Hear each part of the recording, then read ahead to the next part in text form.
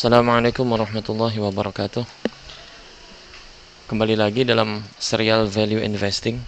Jadi kalau kemarin kita sudah belajar tentang apa itu value investing, terus perkenalan tentang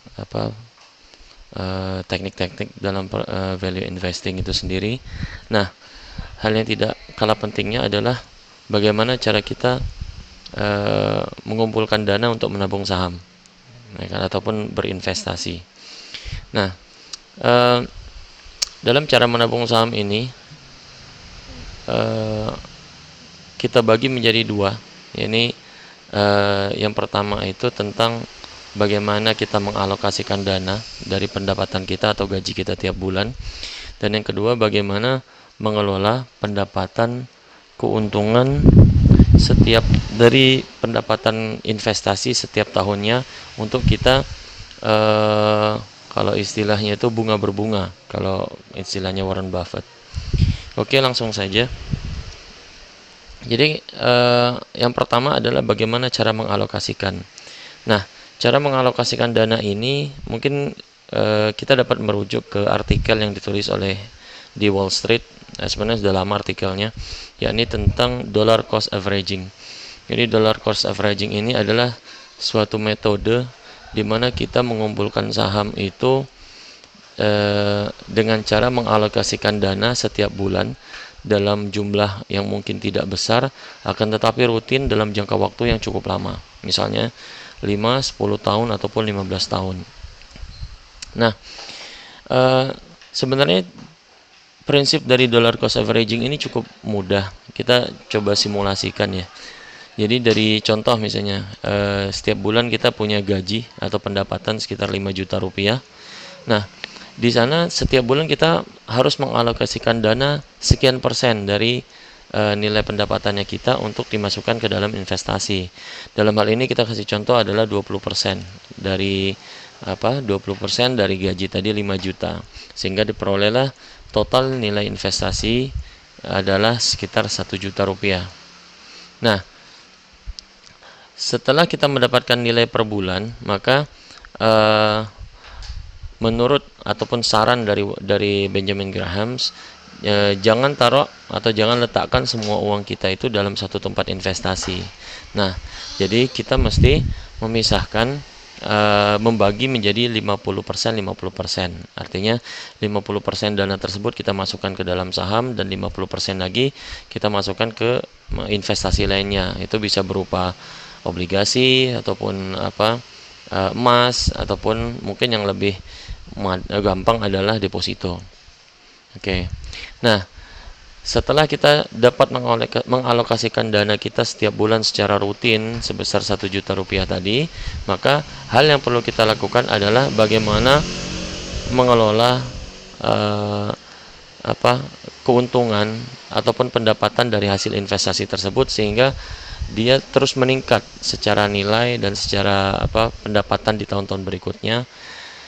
Benjamin Graham memperkenalkan istilah investasi 50%, 50%, di mana kita harus menyeimbangkan pendapatannya kita itu dari total dari seluruh pendapatan investasi itu diseimbangkan sebesar 50%, 50% untuk prinsip bunga berbunga yang dikeluarkan oleh Warren Buffett. Ini contohnya adalah gini. Jadi saham kita alokasikan 500, asumsi bahwa dia dari 500.000 ya kan, yang dialokasikan setiap bulan, sehingga diperoleh saham itu kalau dalam 12 bulan, ini kita kalikan ya, 12 bulan itu diperoleh nilai sebesar 6 juta rupiah.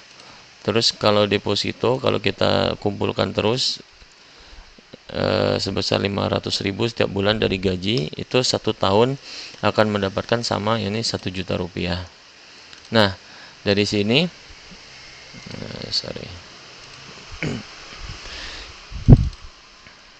kita menggunakan asumsi berdasarkan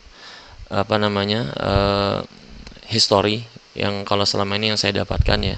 Jadi di saham itu rata-rata return 1 tahun itu sekitar 20%, di deposito itu kisaran 4%. Jadi ini saya lebih suka menggunakan deposito untuk investasi lainnya. Nah, terkait dengan mau deposito di mana sebenarnya lebih ke pilihan masing-masing. Namun kalau saya lebih condong ke arah deposito bank muamalat, karena bank muamalat itu dengan nilai deposito di atas 100 juta itu kita bisa mendapatkan apa namanya nilai mudorobah yang khusus ya. Jadi dengan apa namanya, bagi hasilnya itu lebih tinggi si pemilik dana atau si investornya. Nah, oke, saya asumsi bahwa return 1 tahunnya itu adalah 4%. Sehingga total return yang diterima, jadi kalau saham itu kalau dari 20% dari 6 juta itu sekitar 1,2 juta. Terus deposito itu sekitar 4%, artinya sekitar 240.000 ya. Jadi total return ini kita jumlahkan, nah terus dibagi dua, karena kita menggunakan dua metode investasi, sehingga diperoleh kalau dibagi dua itu lebih kurang 720.000 untuk masing-masing tipe investasi. Nah, dari 720.000 ini kita jumlahkan, jadi total investasi yang kita masukkan untuk di tahun kedua menjadi 6.720.000. Dan ini akan terus meningkat karena apa? Nilainya itu kita kan setiap bulan mengalokasikan ya, dari 20% tadi, terus ditambah lagi dengan pendapatan hasil return investasi, sehingga diperolehlah investasi untuk tahun kedua itu dimulai dengan 6.720.000 untuk saham, dan deposito itu sekitar 6.720.000 juga. Jadi ini yang dikatakan Benjamin Graham itu adalah investasi 50-50, jadi seimbang. Hasilnya itu dijumlahkan, dibagi dua, atau dibagi sebanyak metode investasi yang dilakukan. Nah, perihal besaran investasi di dollar cost averaging ini, Anda bisa sesuaikan. Kalau memang dari sisi kebutuhan Anda lebih pas untuk 10%, silakan 10%, atau 5% silakan. Sedangkan untuk hasil total return ini kebetulan saya menggunakan perhitungan total return yang semuanya digulung lagi, jadi dibikin sebagai modal investasi lagi. Akan tapi kalau Anda pengen ya sebagian dana tersebut digunakan untuk misalnya kesejahteraan hidup, ya silakan. Mungkin dari sekitar 1,4 juta Anda ambil sekitar 440.000 diambil 1 juta yang akan diinvestasikan kembali, itu silakan. Tapi metodenya adalah tetap harus dibagi dua, seperti itu. Mungkin sampai ini dulu video kali ini. Semoga kita bisa bertemu lagi di next video yang semoga bermanfaat bagi kita semua. Terima kasih.